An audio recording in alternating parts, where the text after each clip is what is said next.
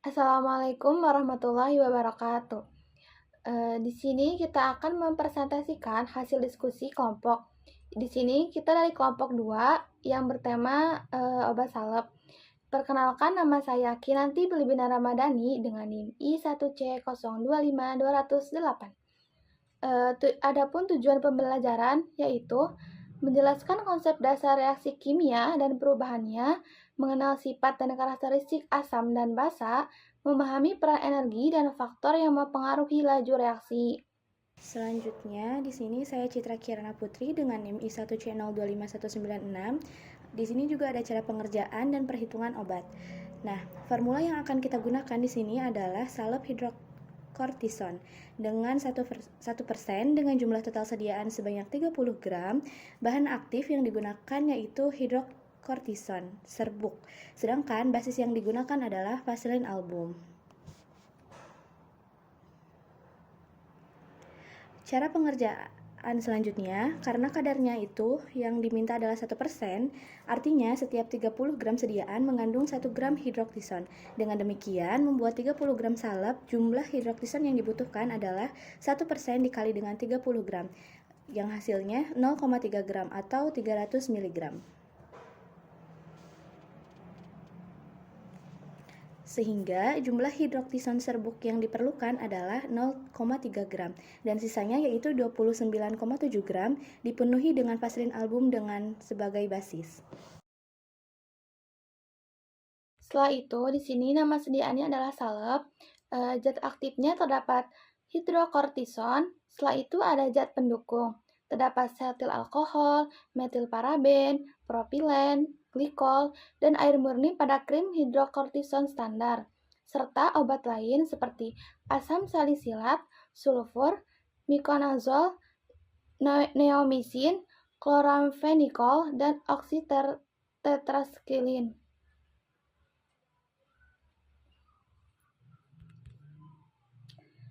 Di sini juga terdapat manfaat obat. Yang pertama, untuk meredakan gatal. Yang kedua, mengurangi peradangan kulit.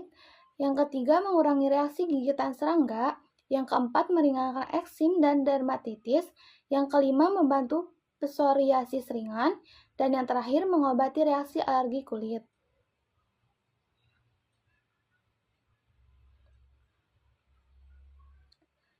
Serta di sini juga terdapat resep salep hidrokortison, yaitu hidrokortison krim 1% digunakan pada area kulit yang sakit 2-3 kali sehari, dan obat ini tuh tidak digunakan pada pemakaian luar dan jangan digunakan pada wajah terlalu lama, luka terbuka atau area infeksi. Lalu selanjutnya, kenapa memilih sediaan berupa salep? Yang pertama, masa simpan yang lama. Lalu kedua, mudah diaplikasikan di area tertentu. Yang ketiga, lebih cocok untuk kulit kering karena jika sediaan berbentuk krim itu kurang efektif. Dan yang terakhir, memaksimalkan efektivitas penyembuhan pada area yang luka.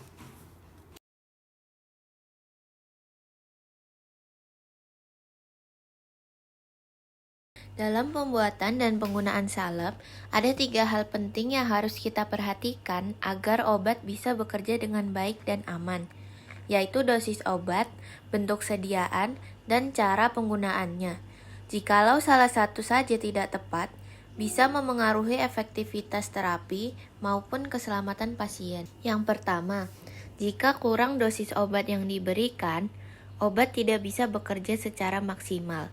Akibatnya, proses penyembuhan pasien menjadi tidak efektif dan keluhan bisa tetap ada meskipun pasien sudah menggunakan salep. Kedua, jika dosis yang digunakan terlalu banyak, bisa muncul efek samping ataupun pasien mungkin akan merasakan kulit terbakar, tersengat, gatal, perih, kemerahan, sampai dengan iritasi. Jadi, dosis yang berlebihan justru bisa membahayakan pasien. Nah, kemudian yang terakhir adalah salah bentuk sediaan. Selain dosis, bentuk sediaan juga berpengaruh. Jika salep terlalu cair ataupun terlalu kental, salep menjadi susah dioleskan, terasa tidak nyaman, dan penyerapan obat ke kulit menjadi berkurang. Jadi, bentuk sediaan yang tepat sangat penting supaya obat bisa bekerja optimal dan nyaman digunakan oleh pasien.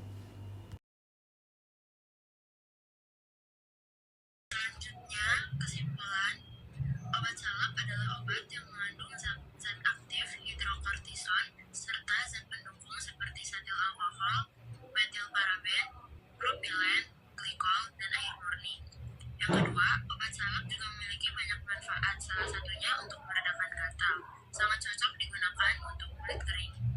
Dan yang terakhir, jika menggunakan obat salep berlebihan, maka akan menimbulkan efek samping seperti rasa terbakar hingga iritasi. Dan jika menggunakan obat salep kurang dari dosis, maka akan mengakibatkan proses penyembuhan pasien yang cukup lama.